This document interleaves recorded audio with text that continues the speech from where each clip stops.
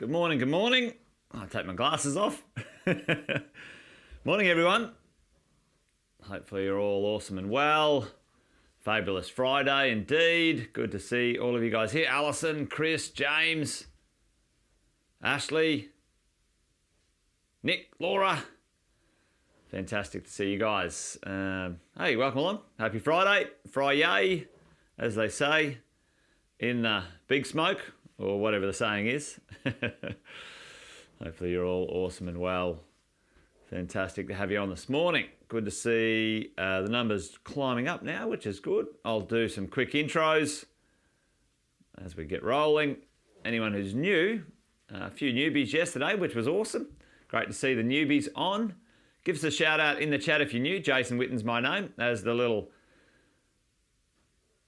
name tag just said there a moment ago. Been property investing 22 years, over 22 years, and coaching property investors across Australia and New Zealand over 18. And each day, each morning, get together with a cool, crazy crew like you lot who are watching now, and we get to hang out and have a bit of a chat about investing, owning, keeping, buying properties for your wealth and some of your income in the future. So welcome along. If you're new, let us know where you're from, what you're up to. I know there could be some new people to the mentoring program, so give us a shout out, say good day as we roll. We have a saying around here. We've got a couple of sayings, two very important ones, which are, this thing's a marathon, not a sprint, so be prepared to go the distance.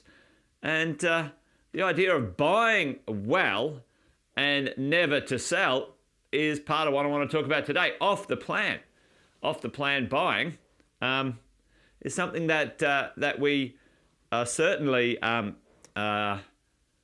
an opportunity to take advantage of as property investors. So we'll dive into that this morning. A few people there. Good morning to all of you guys, Graham and Sean and Nicole and Danny and Pratesh, Tanya, Jimmy. There we go. A few people jumping on now, which is good. Hey, a quick reminder to those who are on already, myself and Andy Fenton, Wealth, Wine and Wisdom tonight, back at that. But let's have a look at off the plan purchasing at the moment in this marketplace, in the Australian and New Zealand property market. Off the plan purchasing to get access to properties is something that a lot of people are considering, or a lot of people are doing. Our supply chain is down extremely low at the moment. Properties that second-hand properties on the market that we could buy is at an all-time low. Not an all-time. That's I think it's about a 12 or 13-year low of the number of properties, the volume of properties on the market that we could potentially buy existing. So, you know, off the plan or purchasing something which is pre-construction is a very real choice for property investors and some owner-occupiers as well. But let's just put this in context before we dive into off-the-plan conversation. What style, how can we purchase properties? What type of properties can we buy out there in the residential real estate market as we go? Yeah, Nicole, yeah, the lenders are tightening up the screws a little bit, mostly on owner-occupiers and on the banks, but we'll see how we go with that. You know, I think it's a bit more of a token at this moment in time, a bit more psychology rather than actual reality, but we'll see how we go. But question for everyone. Oh, that's a little bit, let me try this. We'll see. All right, question for everyone. Question, you know, what types of properties are available to us in the residential property investing world, and the things that we go ahead and look to buy? What are the three styles of deals, property purchases that we could make in the marketplace? Give us a shout out in the chat if you know what they are, but we'll dive in and go for it. The first one, number one, everyone knows this one. It's an existing property. Existing.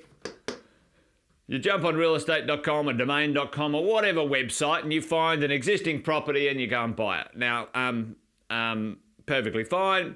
there's pros, there's cons to that. At the end of the day, depending on your strategy, will depend on the style of deal that you do. What's the second type of deal that we get to consider as property investors as we go along? The second one is commonly known as a house and land. All right, house and land. So you find a piece of land that's been subdivided by a developer, and you go and find a builder and you build a house on the land. Two parts to the deal, house and land, right? So this one, the existing, you can own that within 30 to 60 days, right? So you go find a deal, I'm in, whatever, I know what I'm getting. Well, I think I do anyway, but that's not for today's conversation. Existing, I think I'm getting that. I'm going to buy it. Let's go. House and land, house and land, Allison's on it. The house and land, okay, we're going to go find myself a piece of land somewhere and I'll build a brand new house on it. It's my preference to do that for most investors because we're not renovators and we want other benefits that new properties can give us. But again, we're not diving into that part of the strategy conversation today. House and land, that usually you can get delivered that and own that within 6 to 12 months. Okay, so there is some time here that you will have to consider and understand. This is faster and so on. And what's the last one? The one we're going to talk about today. The third, should have made some more room in my on my little board here, is off the plan. Okay, now off the plan, commonly for townhouses and apartments. Okay, so townhouses and apartments, and so off the plan usually is around 12 to 36 months. That wasn't very good, but 1 to 3 years. Okay, 1 to 3 years. So that's the idea when off the plan can work in our favor. The time we get as a property investor can be quite good. So let's go back and have a look at this concept here of off the plan, construction, properties, those sorts of things. What are some of the pros and what are some of the cons when it comes to this type of property deal? And let's put this little thing over here like that so we can have a bit of a thing. So what are the pros and the cons when it comes to this type of stuff? Now, off the plan, number one benefit that I see when we're buying off the plan / brand new property, if you can understand how to look at the design and the flow of the building, is that it is designed very well. Sam talks about, you guys know this, Sam talks about this live, work, play concept. And with brand new properties / off the plan, you can consider the layout of the dwelling, whether you want to buy it or not. And you could go around to different places and find one that's going to be built very well. The design is appropriate for living there extremely well. I love the idea that your property is designed for rent and attracting the highest and best paying tenant of your property when it comes to those sorts of things. Another bit of value of off the plan purchasing, which is like you can choose the design. You can get a great designed property right from the start. You know what's going to happen. You get some time up your sleeve, okay? It is a great benefit of owning off the plan real estate. So think about this. If we go back to our little our time frame thing here, 12 to 36 months. All right, we've got a time frame here of 3 years, and this is today 0. For us, if we're purchasing a property off the plan, how much do we have to put down as a deposit today? A few of you guys probably listening in right now have purchased off the plan before, and the deposit is 10%. So let's say you're purchasing a $600,000 property, 600K, you'll only need a 60K deposit down at this point in time. So you control a $600,000 property. Let's call it 600K for $60,000. So that's fantastic. Do you have to go to the bank and get a loan at this point in time? No. Are you paying any interest at this point in time? No, not on the 600,000. Do you have to pay any insurance? Do you have to get it rented out? The answer is no. So for a period of time, you've got control and ownership of an asset, but there's a very little associated costs to something in the off-the-plan construction part, right? So what can happen in that period of time? This is one of the pros, and it can turn it can turn to be a con if you choose the wrong type of property. But a pro, over time, maybe that market gets a little bit more excited, and now at the 3-year period, your property is worth 650 and you paid 600. Okay? Fantastic. I like that idea. You know, maybe the market is moving in a positive direction. You've only had to put down a small deposit and you've been able to own and maintain that piece of real estate at very low cost. Some upside, which is 2. And whoever said that on there, Facebook user, you often get paid interest on your deposit on the way through, and it's usually bit better than bank interest, 2 or 3% as well.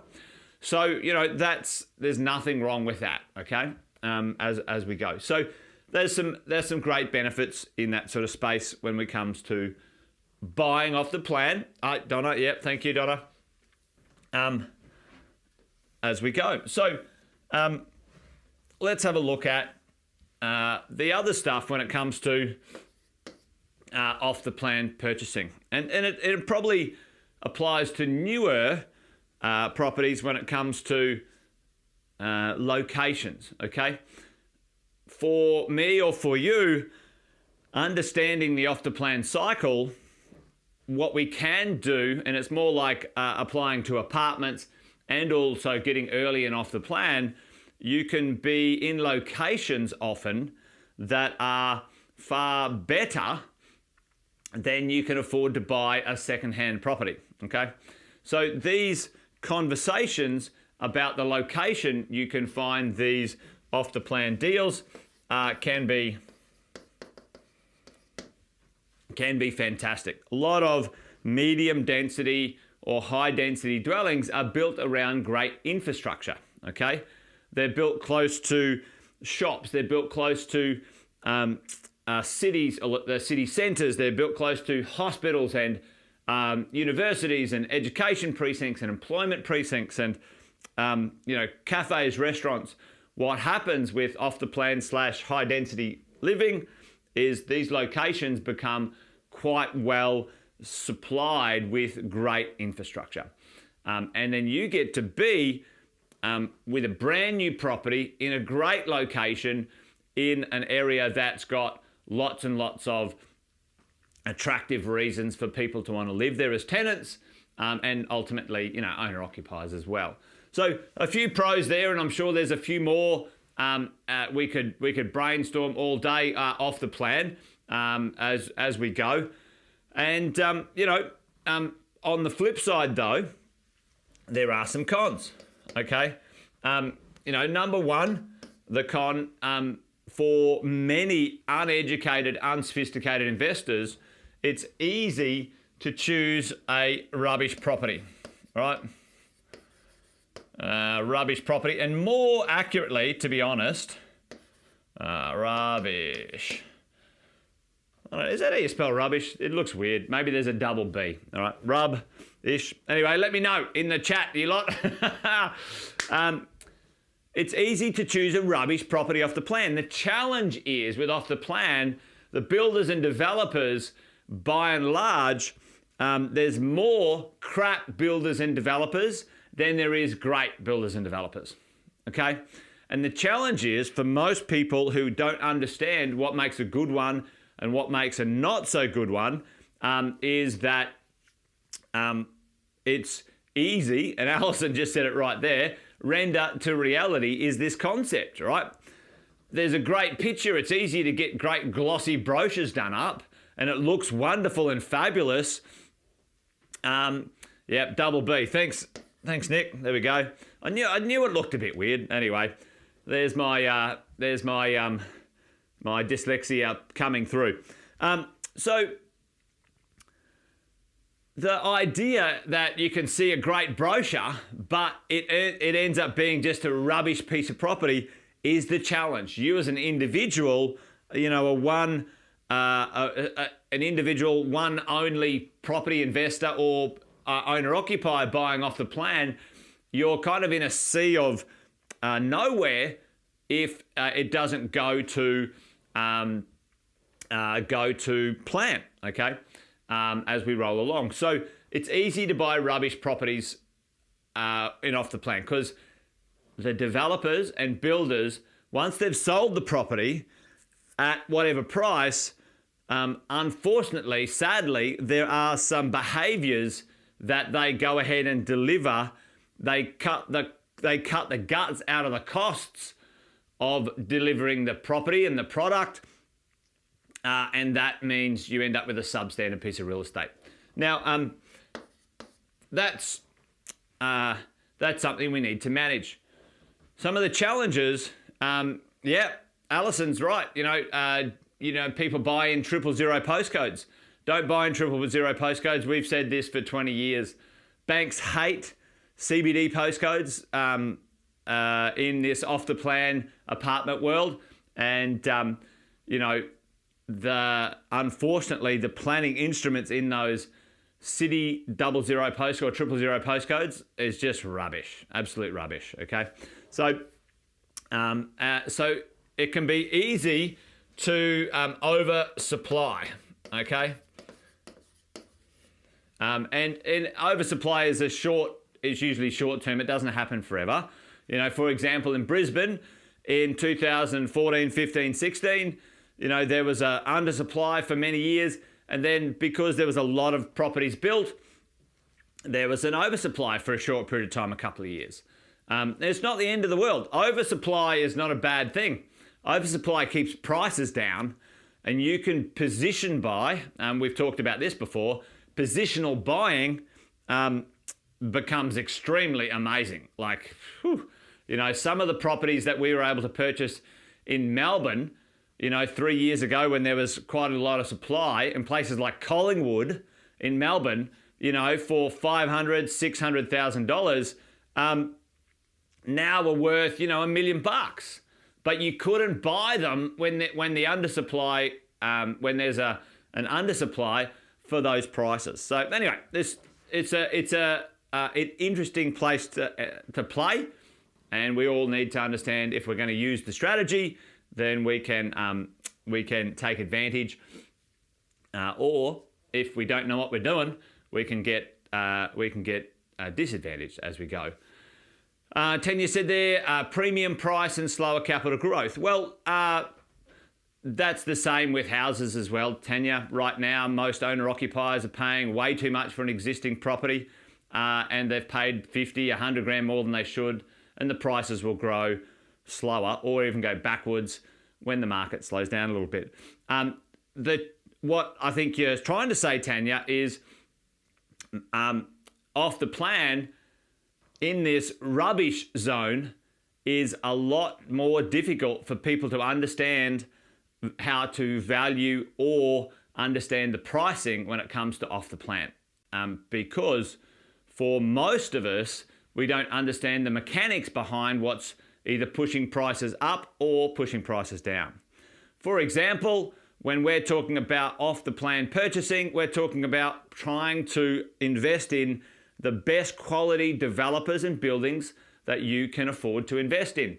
If you invest in anywhere, low quality housing, low quality suburbs, low quality anything, your volatility in your value is going to be significantly impaired. So for right now, we did about 130 properties in Collingwood in Melbourne. We didn't pay a premium. We actually got them for a discount, and all of our apartments are up $100,000 to $200,000. Up in Brisbane, developers like Aria, some of those properties 3 to 4 years later are up $500,000 or $600,000. So it's interesting to see, the psychology in the marketplace where people talk about, houses grow better than apartments. That's not true. They all grow. The challenge is the apartment space is much more difficult to get right than it is a house. Okay, that's just the fact of it. But at the end of the day, I like both. Matter of fact, I like them all, and all for different reasons, different locations, different whatever it might be. So there are some cons for sure. Certainly the other con over here, time can be a negative for you, and let's talk about that one because I've only got a few minutes before we finish up our chat today, right? Let's say this as an investor. Let's say you paid $650 because you got caught up in the heat of the moment right now, and it's all whatever, okay? And you saw the glossy brochure and whatever it might be, and then it ends up being $600 down here. Now, that can happen. It doesn't mean the property is rubbish, by the way, either.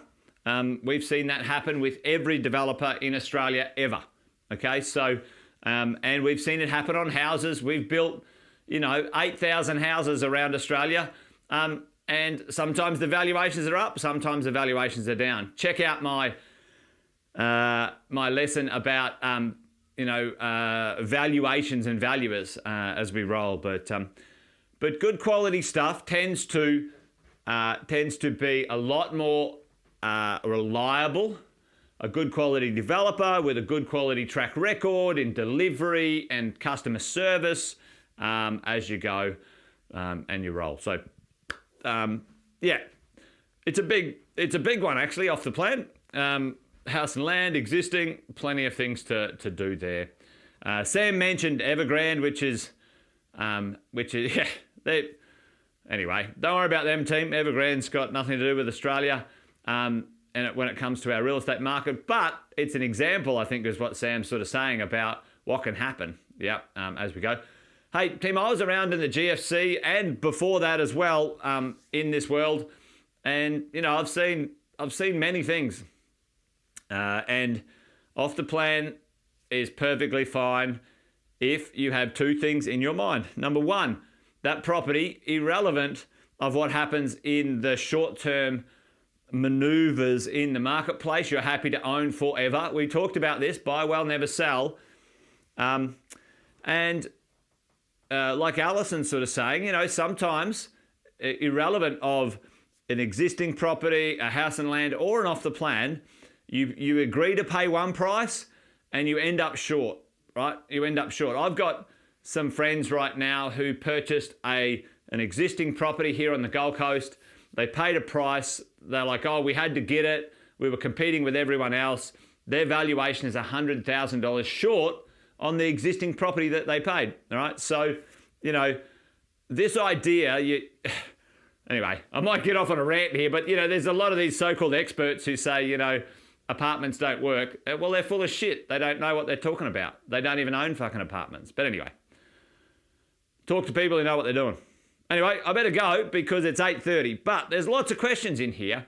Alison, talking about, can you get bridging loans and vendor finance? The answer is yes, Alison, 100%. Those things are possible and capable. I don't think with your off the plant, Alison, with the quality of developer that you are purchasing from, that you have anything to worry about. All right. So, but anyway, folks, 8:31. That time went quick today, didn't it? I thought this one would be a quick one, but there's so much to it. Anyway, there you go. Hopefully all well. Join me tonight with Andy Fenton, Wealth, Wine and Wisdom at 5 p.m. Queensland time. Or maybe it's 4 p.m. Queensland time. 5 p.m. New South Wales and other places. That's what it's going to be. There you go. We'll be at 5 p.m. New South Wales or somewhere else. Anyway, this daylight savings is messing with my schedule. All right, team. You guys be good, be well, stay safe. If not, I'll speak to you on Monday if you don't get to join me this afternoon with Andy for Wealth, Wine and Wisdom. All right, team. Bye-bye. Be good.